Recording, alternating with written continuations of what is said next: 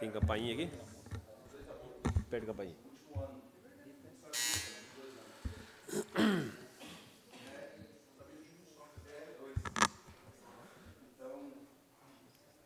Boa tarde a todos. Hoje, dia 30 de abril de 2025, às 18h07, a Comissão Permanente de Tributação, Finanças, Orçamento e Contabilidade, composta pelos vereadores Luiz Marcelo Comeron, Everton Oliveira Adorno e Gerson Teixeira Silvério, dará início à audiência pública para discutir os projetos de lei 2261, 2262, 2263 e 2025, que dispõem sobre a abertura de crédito adicional especial, alterando o PPA, LDO e LOA de 2025 e da outras providências. Queria cumprimentar aqui os nobres pares que estão aqui acompanhando esta audiência pública, ao vereador Aquino, o vereador Jefferson Magário, o vereador Jefferson Pécori, o vereador Beto e o vereador Tafarel. Obrigado pela presença de vocês.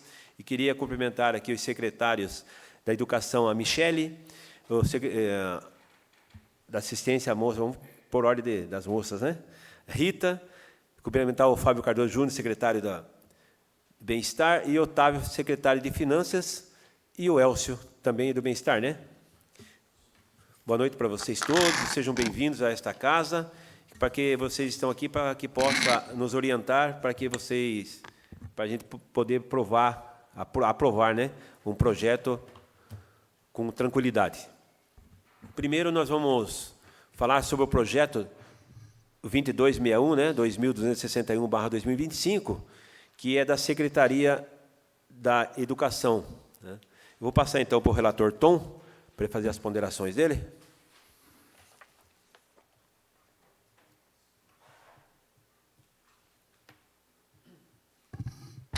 Boa noite a todos. Cumprimentar o meu companheiro de comissão, Marcelo Comeron, vereadores aqui presentes, vereador Aquino, Jefferson Magário, Jefferson Pécori, Irineu Roberto, Tafarel, os nossos servidores da casa, cumprimentar também nossa secretária de Educação, Michele, nosso secretário de Finanças, Otávio, nosso vice-prefeito e também secretário da Assistência Social, Fábio Tatu, e os membros também da secretaria, Rita e o Elcio, que se faz aqui presente. Dando continuidade à nossa audiência pública, no projeto de lei 2261, né, que dispõe de uma abertura de crédito adicional especial, né, Otávio, queria que o senhor explicasse para nós, para o pessoal ter um pouquinho de noção do porquê da nossa audiência pública, da onde é esse dinheiro, para onde vai, quais são os procedimentos que vão ser adotados aqui para frente. Boa noite, né, à mesa, ao presidente, ao relator, né, e aos vereadores aqui presentes, e secretários e técnicos, né, do Executivo. O projeto 261, na verdade, é uma abertura de crédito adicional especial, né, porque, basicamente, nós vamos fazer um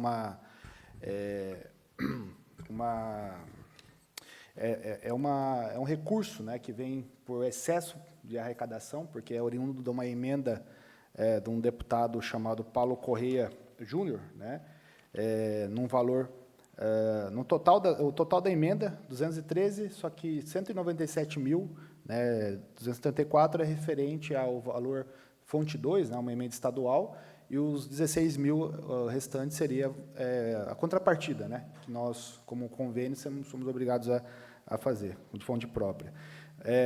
Na prática, né, estamos criando ficha, né, estamos criando é um recurso que está vindo, né, vai ser criada uma ficha de equipamento e material permanente, né, dentro da atividade, né, Constru Educar, né, creches e EMEIs de recurso estadual, e esse material vai ser utilizado para compra de equipamentos e materiais permanentes, notebooks, aqui está 66 unidades de notebooks básicos, né, educacionais. Então, assim, em termos orçamentários, depois eu vou passar para a Michele, que ela vai conseguir explicar melhor que escolas vão ser usados esses notebooks, mas estamos criando uma ficha para receber uma emenda de um deputado estadual, né, no caso, uma emenda estadual aqui, e essa emenda vai ser usada para comprar notebook, praticamente é isso, tá? E aí nós chamamos, como está chegando agora esse recurso, nós fazemos uma suplementação por excesso de arrecadação. Tá? Agora, se a Michele quiser complementar, né, em que escolas vão ser usadas, ou quiser trazer mais alguma informação pertinente ao uso do recurso. Antes de passar a palavra para a secretária Michele, então, na verdade, para deixar claro, né, que esse excesso de arrecadação é um dinheiro que veio após o PPA, o orçamento do município, né? Foi isso? Como chegou esse ano, ele não foi computado na LOA, né? Então, para nós colocarmos ele dentro do orçamento, nós chamamos isso de excesso de arrecadação, um recurso que não tinha sido previsto e chegou. Sim, né? Para deixar claro para a população, que às vezes a população pode entender que o município está arrecadando muitos impostos e está sobrando isso. Não, isso foi uma emenda de um deputado estadual, Paulo Correia Júnior, que, na verdade, estava fora do orçamento. Então, por isso que se caracteriza excesso de arrecadação, não que o município esteja arrecadando mais impostos e taxas. Né? Todas as emendas que vêm dos deputados, né, acaba entrando, se ela não foi prevista, né, ela acaba sendo considerada excesso de arrecadação. Não significa que estamos cobrando mais imposto, não. Na verdade, estamos recebendo recursos de deputados. Né? Então, passamos a palavra então, para a secretária Michele, só para esclarecer esses notebooks, quais as escolas que serão beneficiadas. Boa noite a todos. Boa noite. Está sendo transmitido, né? Boa noite ao público de casa. Essa demanda para a compra de notebooks, é importante que a gente explique que ela é uma demanda já de tempos passados. Né? É um projeto de uma emenda que foi buscada até pelo vereador Beto, na época, e assim que a gente assumiu, nós fomos olhar para as demandas de convênio que estavam paradas. E lá sinalizava para nós essa via PAINSP, porque foi uma emenda direcionada pelo Paulo Correia, pelo PAINSP. E estava lá parada, e a gente não tinha devolutiva da emenda, porque estava parada há mais de dois anos, se não me engano. Aí o Samuel fez uma interlocução junto ao governo do Estado, a gente foi atrás, né, para não perder. E aí eles deram todas as orientações necessárias, a gente colocou a documentação em dia, resgatou o projeto original. Realmente é um projeto que contempla algumas escolas da rede, né, a escola do João Batista Possi, a escola do Niceia Hirota, JK. São poucas escolas, né? São 6 unidades. Eu até pedi aqui para o nome correto de todas as escolas, porque tem 3 aqui que eu estou na dúvida, mas são 3 EMEBs que vão receber. Ele faz parte de um movimento nosso de querer ter verba para disponibilizar computador dentro da sala de aula para os professores. E aí, quando a gente pegou essa emenda parada, o objeto da emenda era exatamente esse, né? Adquirir computadores para as salas de aula. Inclusive, no projeto original, tinham mais elementos. Mas eu acredito que, pela questão orçamentária, o vereador, na época, conseguiu apenas o valor de 200 mil, que, para nós, é substancial. Hoje, a gente tem muito pouco maquinário de computador, e, essencialmente, tanto eu quanto o prefeito, a gente entende que o computador tem que estar na sala de aula, né? A gente precisa, porque hoje tem plataforma do elefante letrado, a gente tem o professor que precisa, tem o Matific, que é do governo do Estado. Então, tem plataformas públicas que, hoje, sem a máquina na sala de aula, o acesso é complicado. Então, nós resgatamos essa emenda, fizemos toda a logística documental, e o governo aceitou, resgatou, e ela está vindo para nós. Aí submetemos a questão do processo, né? Lá prevê 66 notebooks. Então, como o dinheiro é de 2 anos atrás, o notebook, o valor está mais caro. Então, a gente teve que suplementar aí com um valor de recurso próprio de 16 mil, que a gente entende que é uma contrapartida face ao benefício muito importante. Então, nós não quisemos perder a oportunidade da emenda, e ela vem aí como uma questão de dotação, que as pessoas em casa podem parecer que é a mais, que, como o Marcelo falou, não é uma sobra de arrecadação, é um repasse via PAINSP do governo estadual. É importante que isso fique claro para a população, e a gente conseguiu direcionar para estar adquirindo esses notebooks. Antes de passar a palavra para o vereador Aquino, ele quer fazer uma pergunta. Então, eu estou vendo aqui um projeto de 2022, Secretaria de Educação. 2022. Todo esse tempo parado no dinheiro. Estava Parabéns aí parado. pela sua secretaria, você que está à frente, liderança, né? Sim. De resgatar esse dinheiro que poderia ter sido retornado para o governo do Estado, como aconteceu em outras verbas e outras instâncias aí que voltaram, né? Mas, parabéns uma vez. Então, passa a palavra para o vereador Aquino. Eu quero cumprimentar Sua Excelência, presidente, o vereador Marcelo, cumprimentar Sua Excelência, o vereador Tom, Sua Excelência, o vereador Gerson, os vereadores aqui presentes, e os técnicos da prefeitura, secretário de Educação, secretário aí, nosso amigo Fábio, né, muito tempo, até confundo ele, se ele é do Fundo Social ou é da assistência, né, fica assim, né. E o professor aqui, Otávio, que é amigo nosso, secretário também, e os demais aí, né, essa aqui, qual é o seu nome? É a Rita, muito tempo já, né, Rita, acompanhando, e o jovem lá, Elcio. Elcio é do qual que é? Da assistência. E os vereadores que estão aqui, né, com um grande interesse na matéria, que eu acho muito importante. Quero também agradecer já o Paulo Corrêa Júnior, né, tem dedicado muito a nossa região aqui, mandou emenda aí importante. Eu acho que o grupo técnico da educação que define, né, que sabe as prioridades, sabe quais escolas, sabe o programa de trabalho. Quero parabenizar todos aí, tá, por esse... Não pode perder recursos, né, porque recurso aqui em registro é bem escasso. O orçamento já é bem enxuto, o RH consome a maioria do recurso, né? Tem que consumir, porque tem que ter gente trabalhando, e o recurso tem que estar em movimento no comércio. Mas é difícil, não é fácil trabalhar lá, falta dinheiro, né? Falta dinheiro. O orçamento, se não for os deputados ajudando nossa região, não podemos perder as emendas, né? As emendas são importantes. Todas as secretarias precisam de emendas dos deputados. Eu acho que é um trabalho nosso aqui de vereador, correr atrás, pedir, né? Porque antigamente estava com os governadores. Os governadores tinham orçamento, o prefeito ia lá e trazia já direto para o município.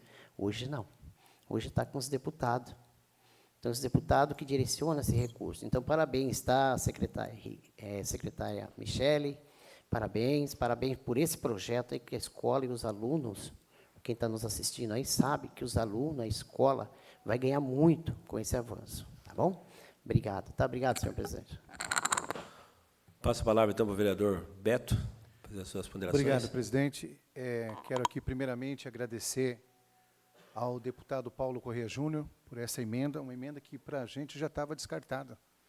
E depois, eu quero parabenizar você, Michele, prefeito Samuel, pelo empenho em buscar esse recurso e trazer de novo à tona a conclusão desse projeto aí dos 66 notebooks, que vai ser de grande valia dentro das classes, dos professores, melhor dizendo, para que eles estejam aí atuando naquilo que é necessário para adquirir mais recursos. E é importante, isso é muito importante. Então, eu acredito que aqueles que estão nos assistindo, para mim é uma alegria. Falo isso com muita satisfação de estar revendo de novo esse valor e saber que tem alguém preocupado, que até então estava à deriva isso aí, para mim, eu já havia até perdido esse valor. Como foi mencionado, quantos recursos que voltaram, quantas emendas que não foram levadas a fundo, acabou voltando e se perdeu. Mas essa aqui foi fisgada. Parabéns. Alguém mais queira fazer alguma ponderação sobre esse projeto? Quero só fazer uma complementação. No projeto de origem, já tinham sinalizadas as escolas, tá? Nicéia Hirota, João Batista Possi, Juscelino Kubitschek, Alberto Bertelli e Ana Pinto Banks, tá? São essas as escolas. Inicialmente, eu fui questionada, né, na hora da discussão dos elementos técnicos da emenda, e as outras escolas. A gente tem várias aí frentes de aquisição de computadores, e a gente espera que, daqui a um tempo, a gente tenha esse maquinário à disposição em cada sala de aula. Também tem aquisições por emenda impositiva de algumas escolas. Então, as escolas, na medida do possível, elas estão sendo atendidas. E esses 66, eles não cobrem a rede toda, mas eles são importantes para as escolas que foram apontadas no projeto. Tá? Tudo bem, vereador Tom? Tudo bem? Michele, esses notebooks são só para os professores? Essencialmente aos professores. Sabe por quê? A gente podia direcionar para a questão da Secretaria das Escolas, para o coordenador pedagógico, para o diretor, mas, substancialmente, isso já é uma demanda dentro da Secretaria de aquisição, de troca, precisa ser refeita, né? Mas, sim, nós gostaríamos, por conta do objeto do projeto inicial, ele nos diz isso, que é para a sala de aula. Então, a gente não quis fugir do escopo e direcionar, inclusive, a nossa conversa com as escolas é que, quando o maquinário chegar, é essencialmente para a sala de aula. Tá? Hoje, os nossos alunos não têm acesso digital. Sutilmente, a gente fala para o professor, olha, usa o seu celular. Né? Então, a gente também tem que assistir à rede com tablets. Não vai ter um tablet por aluno, mas vai ter um kit de 5. A gente precisa pensar nisso. Porque as plataformas digitais estão aí. Como é que a gente vai dar acessibilidade digital para o nosso aluno, para o nosso professor, se a gente não garantir o maquinário que dá acesso? E é o computador, é a rede de internet, é o tablet, as escolas, elas são muito guerreiras, e elas foram ao longo desse tempo todo, viu, Tom? Os diretores, muitas vezes, estavam trabalhando por recursos que eles conquistavam com a comunidade. Então, você vai andar em escolas nossas que têm um telão de projetor, que tem uma lousa digital, mas isso não é nivelado, não é para todo mundo. Então, quando veio o objeto do projeto, ele diz que é para a sala de aula. Então, prioritariamente, a gente tem que abastecer as salas de aula. E é o que eu falo, não vai cobrir toda a demanda, porque nós temos aí 14 prédios, tem as creches também precisam de maquinário tecnológico, os pequenininhos. É possível desenvolver uma ação pedagógica usando computador, usando tablet, mas, essencialmente, hoje, as avaliações institucionais elas estão amarradas para o ensino fundamental do 1º ao 5º ano. E hoje a gente tem plataformas dentro do currículo com o governo do Estado, com livros de acesso para as crianças. Então, essencialmente, são para as salas de aula, e precisa de mais. Tá? Senhor presidente, boa tarde a todos e todas. Então, vou passar a palavra então, para o vereador Jefferson Peccori. Agradeço, senhor presidente. Aqui, parabenizar a secretária pela busca pelos recursos, o vereador Beto por ter sido intermediador, ao deputado Paulo Correia pelo envio. Queria que, desde minha experiência, Michele, pelo menos na rede estadual, há uma grande dificuldade, porque a gente tem pouco computador para os professores, a gente fica brigando entre nós para quem vai conseguir usar o computador. Então, uma experiência que deu certo em algumas escolas é o computador ficar permanente na sala. Então, o professor chega lá e encontra o equipamento para você não precisar toda hora trombar o equipamento e danifica o equipamento. Eu acho que essa é uma saída muito boa. Não sei quais são as especificações técnicas do equipamento, mas também, às vezes, vale a pena você investir num equipamento aí com uma memória. Hoje, o Johnny, né, que é SDR, DDR, tem umas coisas diferentes e faz uma completa diferença, porque no Estado eles mandam os computadores assim, usam 1 ano e meio, os alunos já falam, meu celular é mais rápido que o computador. E aí a gente tem uma lei que proíbe o celular, mas o celular do aluno é melhor que o computador da escola. Então, quero parabenizar, você tem muita sensibilidade, trabalhou na pandemia com isso, sabe a importância de um equipamento de qualidade, e contar com a gente aí, vamos em busca de mais recursos para trazer mais equipamentos digitais para a nossa rede municipal de educação. Parabéns, Michele. Então, o projeto 2261, está tudo bem? Se alguém mais queira ponderar alguma situação, ok? Podemos passar para o próximo projeto? Então, agora passamos para o projeto 2262, que é da Secretaria, então, do Bem-Estar, do Fundo do Bem-Estar, e é um projeto que eu vou passar agora para o relator Tom, que a gente percebe que é uma devolução.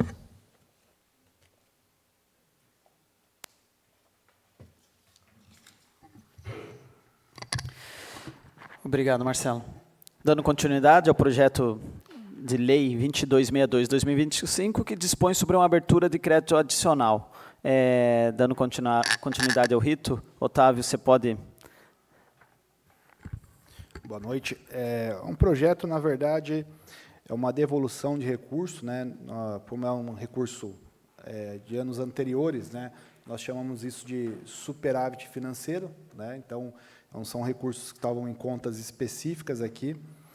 É um recurso de 2023, pelo convênio do Sai Mulheres, né?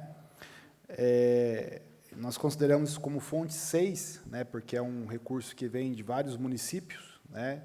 E é utilizado por um projeto específico, né? do Sai Mulheres, que aí, até por uma questão até de, não sei se de sigilo ou não, acho que é melhor o secretário explicar como que funciona, para eu não entrar nesse escopo aí.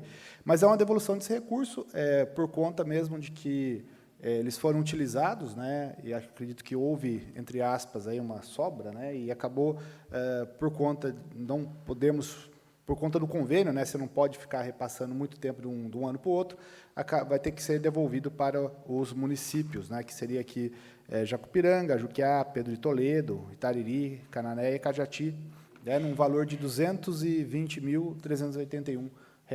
Né? Então, não é um recurso que vai onerar, né, o orçamento, é um recurso que é um superávit, né, é uma questão financeira que existe na conta e a gente vai devolver para esses municípios, que é D23. Tá?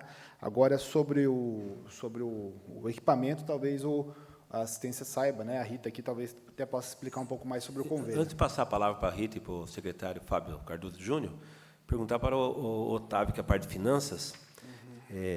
Esse projeto, na verdade, é um projeto Sai Mulheres, programa, né? Sai Mulheres, que a gente vê que participa. Quais municípios aí, Tom? Pode até falar. Fala no microfone, para nós, por favor. Os municípios que participaram. Os municípios que participam do programa Sai Mulheres são Jacupiranga, Juquiá, Pedro de Toledo, Itariri, Cananéia e Cajati. Então, a pergunta que eu venho fazer, esse dinheiro veio do município citados ou o governo do estado que repassou esse dinheiro e centralizou aqui, pelo que eu entendi, centralizou na cidade de registro? Não, eu já passo a palavra. Aí, não, só para o Otávio financeiro, que ele vai, que o dinheiro veio para o orçamento de finanças. A execução era de vocês. Então, Otávio, esse dinheiro ele veio do município ou do governo do estado que passou para o município para vir para registro? Olha, é isso que eu ia falar, né? Até explicando, a Secretaria de Assistência, eles têm um setor de gestão disso, né?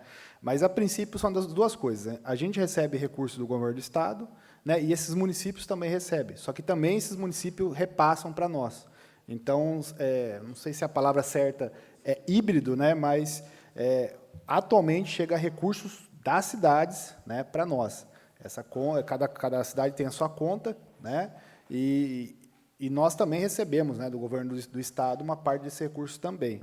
Agora, a forma de gestão disso, né, até a assistência sabe até explicar melhor, né, mas isso é definido em convênio, eles têm que prestar contas, né, vão até os municípios, enfim, tem todo um acompanhamento do Ministério Público, né, então é um recurso que tem toda uma legalidade em cima dele, né, então, enfim, eles compram tudo que é referente a essa casa, hoje praticamente quase tudo é referente com esses recursos. Então, esses exatamente estão sendo devolvidos para os municípios, né? Cada município tem aqui a sua cota, né? Então, não sei se respondeu ou não, mas... Pergunta assim, só concluindo a pergunta agora, o valor desse projeto, aí seria, você sabe passar ou secretaria? Olha, o valor total dele, acho que é melhor... Perguntar para a secretaria. A assistência, Então, agora o Tom pode fazer a pergunta lá. Vamos passar, né, a palavra para o secretário da Assistência Social e os membros que estão presentes para poder esclarecer melhor. Boa. Já é boa noite? Opa. Não, mas está ligado aqui. Está saindo? Bom, boa noite então a todos. Quero agradecer aí em nome do presidente, da comissão, todos os vereadores presentes. Quero agradecer aqui a presença do nosso secretário de Finanças, Otávio, secretária Michele, de Educação, a nossa equipe aqui da assistência, a diretora Débora, que está ali presente, e a nossa equipe de finanças, o Elcio e a Rita. Opa, agora ficou melhor. Então, agradecer a presença aí dos vereadores, dos nossos secretários e da nossa equipe aqui da assistência. Para poder falar um pouco, primeiro, Marcelo, quero contextualizar primeiro uma coisa, é o seguinte. O que é, primeiro, o SAI Mulheres, que eu acho que é importante a gente saber. Né? O SAI Mulheres é um serviço de acolhimento institucional para mulheres em situação de violência. Esse serviço ele é oferecido no âmbito da política de assistência social. Tá? Qual que é o objetivo dele? É garantir esse acolhimento integral à mulher em situação de violência com risco iminente de extrema vulnerabilidade, com risco de morte. É uma casa, objetivamente, é uma casa que tem a questão do sigilo, então, vocês não vão saber o endereço, não vão saber onde fica, mas é uma casa que tem uma equipe técnica, assistente social, psicólogo, administrativo. Essa casa tem a estrutura para receber e acolher a mulher e seus filhos, se for o caso, nessas situações de extrema vulnerabilidade. Existe todo um fluxo de trabalho. Tá? O Jefferson, acho que teve esses dias conhecendo lá, os dois Jefferson, né? O CRAM, que a porta de entrada, geralmente, é o CRAM, ou o que a gente chama, né, do Serviço de Proteção Especial de Alta Complexidade. O município, alguns municípios não têm CRAM, mas dentro da sua oferta de serviço de alta complexidade, na proteção especial, que a assistência tem essas divisões. Proteção básica, que popularmente são os CRAS, né? O serviço ali de fortalecimento de vínculo, convivência, né? E a proteção especial, que são as políticas públicas aí, o CREAS, o CRAM, o serviço de abrigamento de idosos, são essas situações. Esse SAI Mulheres ele foi oferecido a registro de forma regional. Então, os prefeitos aceitaram, e registro, à época, nós estávamos aqui na Câmara, eu estava como vereador, o prefeito de registro aceitou encabeçar a gestão administrativa e orçamentária desse recurso. Então, como é que é feito isso? É feito um rateio entre os municípios, cada município desse aqui que já foram falados, né? Jacupiranga, Juquiá, Pedro de Toledo, Itariri, Cananéia, Cajati e Registro, tem uma cota específica de pagamento mensal. Quem paga é o município. Como o município paga isso? Por que o Otávio e a Rita disse aqui que pode ser também recurso estadual? Porque os recursos do governo do Estado, os financiamentos de proteção especial na alta complexidade, podem também subsidiar parte desse pagamento da cota aí.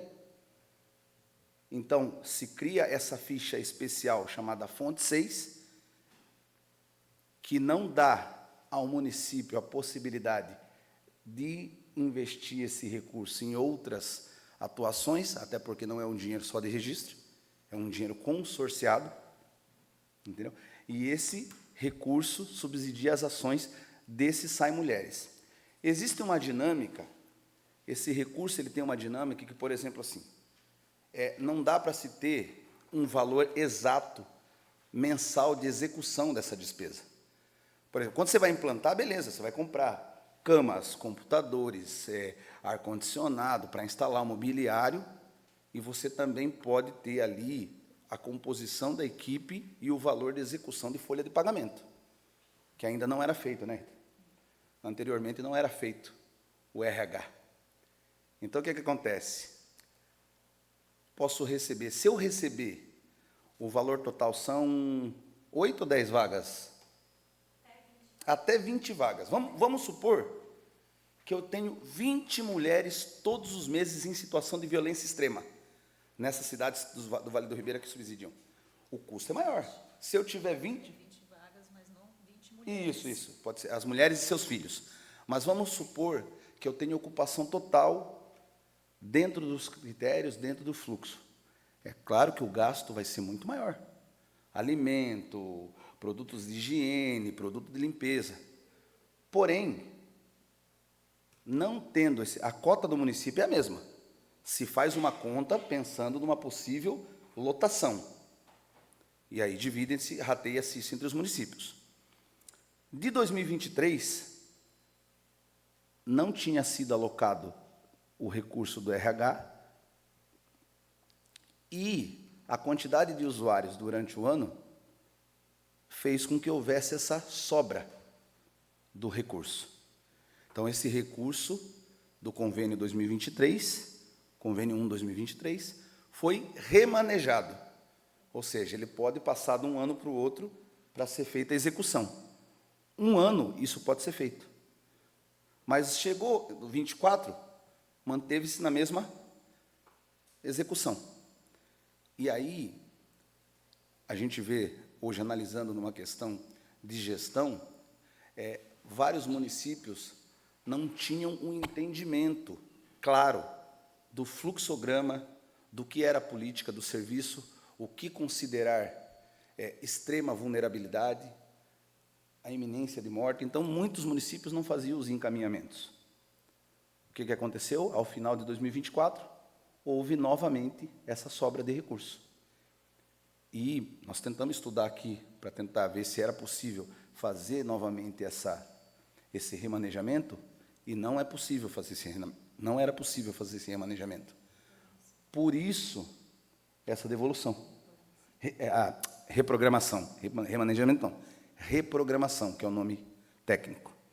Por isso, essa sobra de recurso. Houve falha na gestão? A gente pode, dependendo do que considerar, falha na execução, não.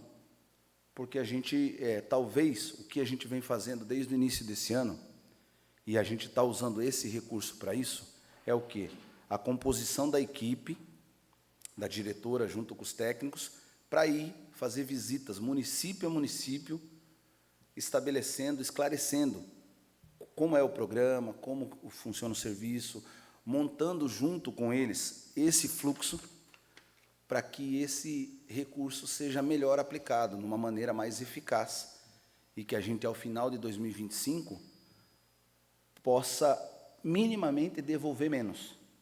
Vamos tentar equipar melhor, vamos tentar... a casa já é boa, já é bem equipada. E aí existe essa dinâmica. Pode ser que esse mês eu tenha 20 pessoas, pode ser que mês que vem eu use uma vaga, pode ser que no outro mês não use nenhuma. Então, ao final do ano ainda existe a possibilidade de haver essa sobra. Mas é uma sobra que vai voltar para o município de origem e ele vai poder executar as políticas públicas. Entendeu? Não é uma sobra, por exemplo, de perda geral para todo mundo. O dinheiro vai e se perdeu. Então, isso que é importante de dizer. Então, viu, Tato, só com uma pergunta nessas colocações suas aí. É porque a gente vê que os valores são diferenciados. O município recebe X, outro Y, devolução. Por quê? Um município paga mais do que o outro, ou aquele serviço não recebeu atendimento e aí não consta como despesa? Não. Como que funciona? O bem da verdade é que a gente tem uma questão de inadimplência, eu posso dizer assim, não é, Rita? O município que atrasa o pagamento, a gente tem que cobrar. Tem município aqui que você vai ver que ele vai paga certinho a cota lá, mensalmente. Então, você está falando que o que está recebendo mais que pagou direitinho. Pagou direitinho. O que está recebendo menos pagou menos. Exatamente. E uma pergunta, então, nesse mesmo... Você falou que em 2023 houve a devolução, 2024 que pode ser prorrogável por mais um ano. Reprogramado por uma vez. Uma vez só. Isso. E agora a pergunta você falou que já continua funcionando, esse programa SAI Mulheres continua no mesmo... Ele não precisa você fazer lei para prorrogar ele. Não. Como é um serviço, não é um programa, é um serviço, é execução continuada. O município já sabe lá, ele só é comunicado que ele tem que repassar um valor mensal, é rateado a despesa com o município. Exatamente. Ele não pergunta quantas famílias precisam utilizar, e pelo que você falou, 20 vagas, não é uma 20 vagas de mulher, é 20 vagas de pessoas. Pode ter uma mulher, 2 filhos, 3. Já são 3 vagas. É isso mesmo. Se pegar uma família grande... Exatamente Já foi quase isso. todas as vagas. Então, são 20 vagas que você entende. Apesar que a pessoa não é para ficar também o ano todo ali, né? É um período só de acolhimento. Isso, até que sejam realizadas ações dentro das políticas públicas de assistência social para que ela saia daquela situação de extrema vulnerabilidade ali. E assim, Marcelo, o que é importante, vereadores? Não é assim, uma vaga por município, se o seu município tem a vulnerabilidade, a gente tem uma situação inicial de divisão de vagas, mas tudo vai depender da necessidade. O município de Jacupiranga, de Juquiá, essa semana teve uma situação, não que aconteceu, mas se acontecer, eles vão precisar de 5 vagas. Temos as vagas disponíveis, vai ser disponibilizado. E ele paga a mesma cota. Não se paga por cota de vaga, se paga pelo rateio do serviço. Só uma dúvida. Então, o serviço é todo feito aqui na cidade? Eles que vêm para cá? Isso. Não é separado, não é desmembrado? É um mesmo local, então é um serviço regional. Tá? Essa foi um aceite feito entre os municípios, registro, aceitou à época em 23 ou 22? 22, né? Isso. O município, em 2021, aceitou. Lembra que teve uma inauguração lá na DRS e tal. Ficou 1 ano para começar a implantação, implantou em 22, entendeu? E aí a execução aí desse convênio em 23, porque em 22, no primeiro ano, você tem tudo para comprar, então você gasta bastante dinheiro, né? Compra cama, paga a locação, isso, aquilo. Depois você administra. Se tiver lotação, você gasta mais. Mais comida, mais papel higiênico, mais toalha, mais isso, mais roupa de cama. Se não tiver, você vai administrando ali o recurso. Então, por isso essa sobra, essa devolução de recursos, devolução para os municípios consorciados. Entendido. Alguém mais quer fazer alguma ponderação, alguma pergunta? O vereador Jefferson Pecco? Eu queria, na verdade, uma pergunta e aproveitar que a Michelle está aqui também, compartilhar um caso que eu soube que ocorreu, que talvez nos auxilie a criar um entendimento sobre a situação das mulheres, né? Eu não sei se o termo técnico é extrema vulnerabilidade, talvez. Né? A primeira é como é que funciona a fiscalização do serviço, Fábio? Porque, em tese, nós, vereadores, não podemos ter acesso por uma questão de manter o sigilo, né? O Ministério Público fiscaliza, que órgão que está fazendo a fiscalização? E queria dividir com vocês, eu soube de um caso numa cidade, nós, na rede estadual, somos o tempo inteiro cobrados para postar foto nas nossas redes sociais das nossas atividades, né? E a gente soube de um caso, presidente, em que se postou a foto de uma criança numa atividade pedagógica, o pai, que deveria estar afastado, não deveria saber onde que ela estava, viu, deve ficar fuçando os municípios, viu e descobriu onde estava a pessoa. Talvez a gente criar um protocolo. Eu sei que já tem o termo de autorização, mas muita gente fala assim, eu vou postar uma foto, não vai dar nada, né? É uma coisinha. O quanto isso é fundamental para que o serviço que vocês prestam não seja colocado em risco, né? É só isso, Fábio. Nesse caso, inclusive, a gente preserva até a própria equipe que trabalha, né? Dificilmente eles, talvez se aparecer alguma reunião geral da assistência, talvez, mas quando são ações específicas, as pessoas que trabalham não estão nem envolvidas nessa questão mesmo de comunicação, né?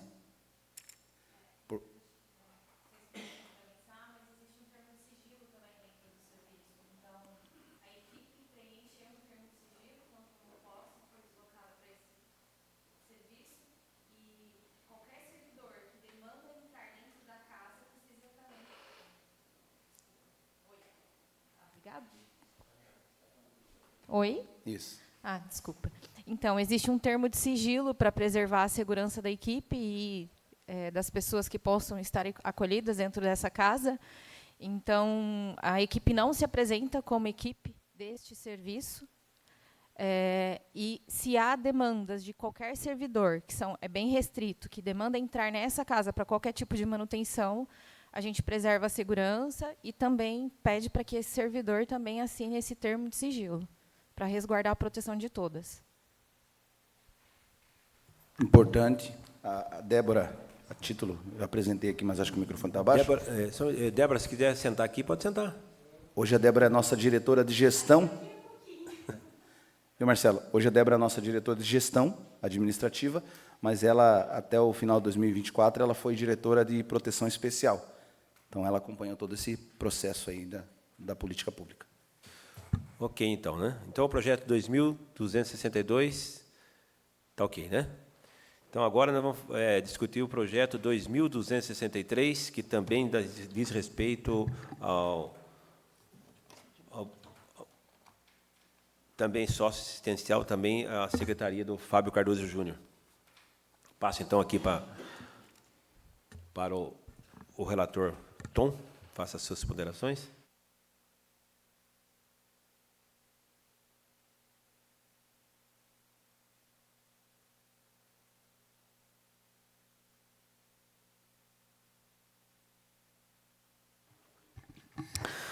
Dando continuidade, então passo a palavra ao secretário Otávio e, posterior, o secretário da Assistência, Fábio Cardoso Júnior. O projeto de lei 2263, na verdade, é uma criação de ficha, né, de equipamento e material permanente. Então, quando é criação para equipamento e material permanente, significa que são notebooks, carro, né, tudo aquilo que é despesa de capital, né. No caso em questão, né, ele é um excesso de arrecadação também, né, oriundo de um recurso de fonte 2, que é a nossa fonte estadual, né, programa de vigilância socioassistencial.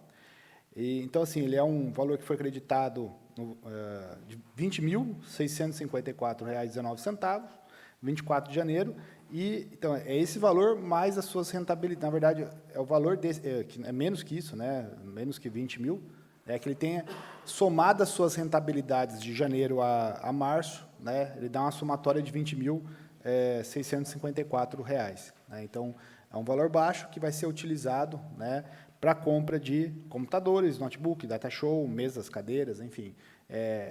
Essa ficha ela não existia uma ficha criada para material permanente, então está sendo criada para usar essa rentabilidade e esse recurso dessa fonte estadual, né, de recurso vinculado. Então, basicamente, seria esse a descrição, né, orçamentária contábil dela, até sobre o programa. Se eles quiserem explicar, falar um pouco mais, eles vão saber explicar melhor. Então, passo a palavra, então, para o secretário Fábio. Obrigado, Marcelo. Bom, vamos lá. Então, o Otávio disse, a criação de uma ficha específica. No final do ano passado, o governo do Estado criou a possibilidade, via Drades, né, Débora, de se inscrever, se credenciar para receber alguns recursos extraordinários que podiam ser usados para implantação ou estruturação de alguns serviços. Dentre eles, o serviço chamado vigilância socioassistencial. Para que serve essa vigilância socioassistencial? Isso já era, desde a transição, era uma das nossas meninas dos olhos, que esse é um serviço para que a gente possa, através de dados, através de informações, municiar as nossas equipes para ver o que melhor, quais são as melhores potencialidades e como a gente pode usar os recursos da melhor forma. Então, a vigilância socioassistencial é basicamente isso, você fazer um compilado de dados e, através de estudar isso, onde estão as vulnerabilidades. A vulnerabilidade do paulistano é diferente da vulnerabilidade do centro, não maior nem pior, mas são vulnerabilidades diferentes, porque, por exemplo, o meu CRAS Central hoje atende a zona rural, que tem especificidades de vulnerabilidade e desproteção social. O paulistano tem uma, o Arapongal tem outra, a Vila Nova tem outra. A vigilância, as pessoas que vão trabalhar com a vigilância socioassistencial vão estar focadas no estudo desses dados, compilar, através das informações passadas por todos os técnicos de cada CRAS, todas as equipes, e, através disso, municiar a nossa equipe de gestão e de finanças quais são os melhores caminhos por onde a gente vai investir melhor, gastar melhor o recurso público. Então, é um serviço de extrema importância, que era feito timidamente, não é que não existia, não havia nenhum tipo de estruturação, de recurso específico para isso. Foi iniciado um trabalho de formiguinha com a gestão anterior, mas houve essa possibilidade, é um recurso pequeno, 20 mil e alguma coisa, mas que nos ajuda minimamente a quê? A comprar um equipamento, um computador, uma melhor qualidade, uma mesa, uma cadeira, um notebook, para municiar essa equipe, as nossas assessoras. A gente hoje trouxe uma assistente social que estava em afastamento, servidora pública efetiva, e ela vai nos ajudar com isso, uma assistente social específica para cuidar disso, junto com as nossas assessoras, tanto a assessora de planejamento, quanto a assessora de enfrentamento às violências. Elas vão nos ajudar a municiar, dar esses dados, e nós precisamos minimamente comprar materiais permanentes para data show, móveis, tudo, para criar isso, para a gente municiar as nossas equipes. Então, é um recurso que veio muito a calhar ali, né, porque 20 mil para a gente equipar isso, e houve essa necessidade de criação dessa ficha do recurso estadual para poder fazer essa aquisição e montar essa sala, e aí realmente implantar esse serviço de uma forma efetiva. Perfeito. Alguém queira fazer ponderação aí, está aberto o microfone. Gerson, tudo bem? Vereadores, tudo ok? Tudo bem? Okay.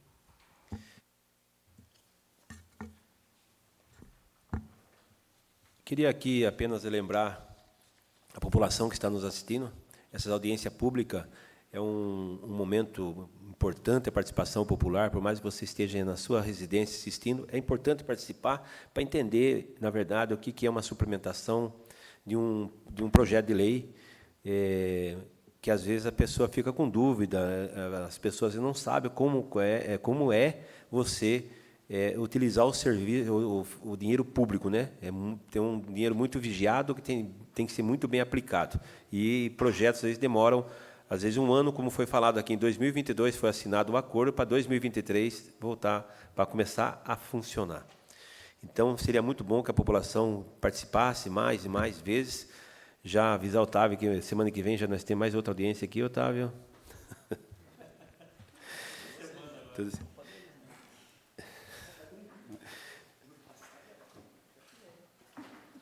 E, nesse momento, como não tem...